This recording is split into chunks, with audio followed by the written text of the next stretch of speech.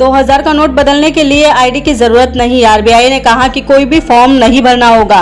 एक बार में 10 note exchange करे जा सकते हैं। आइए जानते हैं कि स्टेट बैंक ने रविवार को 2000 का नोट बदलने के लिए गाइडलाइन जारी की है। भारत के सबसे बड़े बैंक ने कहा है कि नोट बदलने के लिए किसी भी आईडी की जरूरत नहीं होगी, कोई भी फॉर्म नहीं भरना होगा। एक बार में 10 नोट बदले जा सकेंगे। इसके अलावा स्टेट बैंक ने नोटिफिकेशन इसलिए जारी किया है क्योंकि सोशल मीडिया पर नोट बदलने को लेकर अलग अलग जानकारियां दी जा रही थी। कहा जा रहा था कि नोट बदलने के लिए आधार जैसी कोई आईडी जरूरी होगी और फॉर्म भी भरना होगा। इससे पहले रिजर्व बैंक ऑफ इंडिया यानी कि आरबीआई ने 19 मई को 2000 रुपए के नोट बंद करने का ऐलान किया। वहीं आरबीआई ने 30 सितंबर तक ऐसे नोटों को बैंक में बदलने या फिर अकाउंट में जमा करने को कहा है। बैंक ने ये भी कहा है कि ये इसके बाद भी लीगल रहेगा। तो आइए जानते हैं कि अब लोगों के मन में सवाल उठ रहे हैं कि इन 2000 के नोटों को कैसे बदला जा सकेगा। तो सबसे पहला सवाल ये है कि कहां से बदल सकते हैं ये 2000 के नोट। जवाब में आया है सामने कि आप अपने पास की किसी भी बैंक की शाखा में जाकर ये नोट बदल सकेंगे। दूसरा सवाल ये है कि मेरा बैंक में अकाउंट नहीं है तो क्या इसके अलावा भी यानी कि बिना अकाउंट के भी नोट बदला जा सकता है। तो उसके जवाब में सामने आया है कि हाँ, आप किसी भी बैंक के ब्रांच में जाकर नोट बदल सकते हैं। उस बैंक में आपका अकाउंट होना जरूरी नहीं है, आप सीधे काउंटर पर जाकर नोट बदल सकते हैं।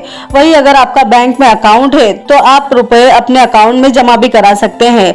तीसरा सवाल ये है कि एक बार में कितने नोट बदल सकते हैं। जवाब में सामने आया है कि एक बार में 20,000 की सीमा तक 2000 के नोट बदलवाए यानी कि दूसरे डिनोमिनेशन में एक्सचेंज करवा सकते हैं। वही अगर आपका अकाउंट है तो आप कितने भी 2000 के नोट डिपॉजिट यानी कि अकाउंट में जमा करा सकते हैं। चौथा सवाल ये है कि क्या नोट बदलने के लिए बैंक को कोई चार्ज देना पड़ेगा।